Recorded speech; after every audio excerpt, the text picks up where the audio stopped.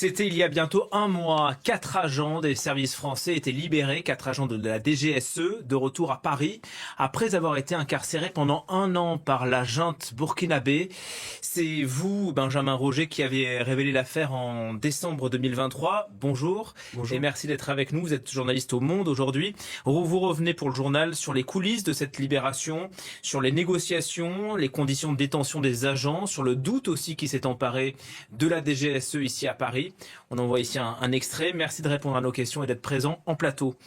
D'abord, revenons sur l'affaire en elle-même. Pourquoi ces 4 agents français avaient-ils été arrêtés à Ouagadougou en décembre 2023? Ils arrivent dans ce cadre officiel, en tout cas du moins c'est ce que pensent les Français, les autorités françaises et la DGSE. Donc ils arrivent dans le cadre de cette coopération officielle. Ce qui se passe, c'est qu'il y a quand même une succession d'erreurs qui sont faites côté français.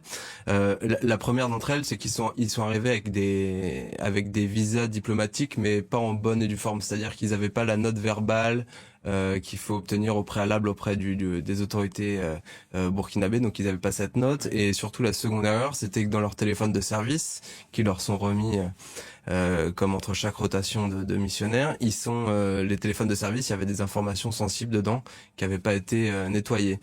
Et donc ça, c'est les erreurs factuelles sur lesquelles se sont appuyés les Burkinabés pour les accuser d'espionnage et de velléité déstabilisatrice Et donc les Français, ce qu'ils ont fait, ils ont d'abord tenté une médiation avec les autorités togolaises qui n'a pas marché. Ensuite, ils se sont tournés vers les Émiratis, vers les Émirats Arabes Unis, qui avaient des bonnes relations avec les Burkinabés pour essayer de trouver une solution. Ça n'a pas marché non plus. Et donc ils ont continué, ils ont fini par trouver une solution. Donc les Marocains. Avec les Marocains. Avant d'en parler, dites-nous, il y a des révélations dans votre article sur ces coulisses, donc pas de négociation, mais les Français ont réfléchi à une opération armée pour extraire les 4 agents de la DGSE.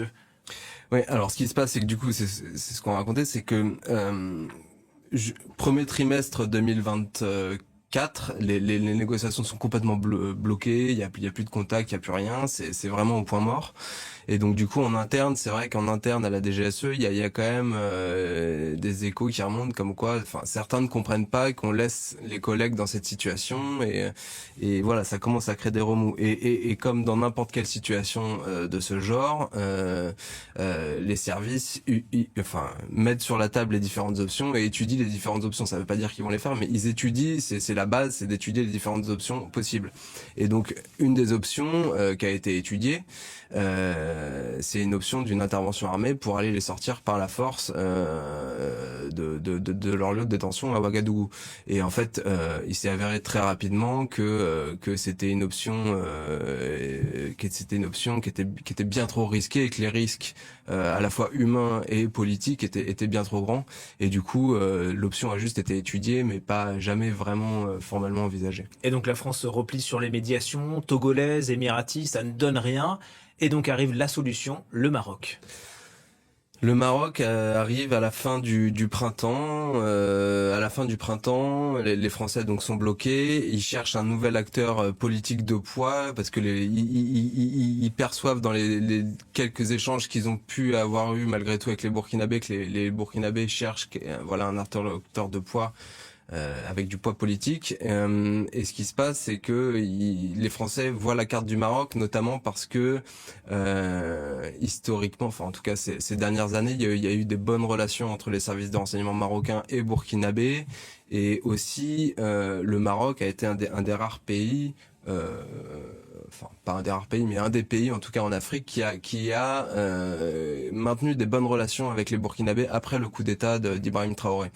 Et donc voilà, il y a tout ce faisceau, plus après des choses, des liens un peu plus internes entre chaque service, des connexions entre responsables des différents services. Et donc ils identifient cette carte marocaine, ils approchent les services marocains au printemps en leur demandant s'ils peuvent aider. Les Marocains disent oui, pourquoi pas, on regarde. Et en fait, ce qui se passe, c'est qu'il va vraiment y avoir un coup d'accélérateur et les choses vont vraiment commencer à se fluidifier entre Marocains et Français à partir du moment où Emmanuel Macron, le 30 juillet, lors de la fête du trône, écrit une lettre à Mohamed VI pour reconnaître dans sa lettre la souveraineté marocaine sur le Sahara occidental. Donc ça, c'est un changement diplomatique et géopolitique majeur dans la diplomatie française à l'égard du Maroc.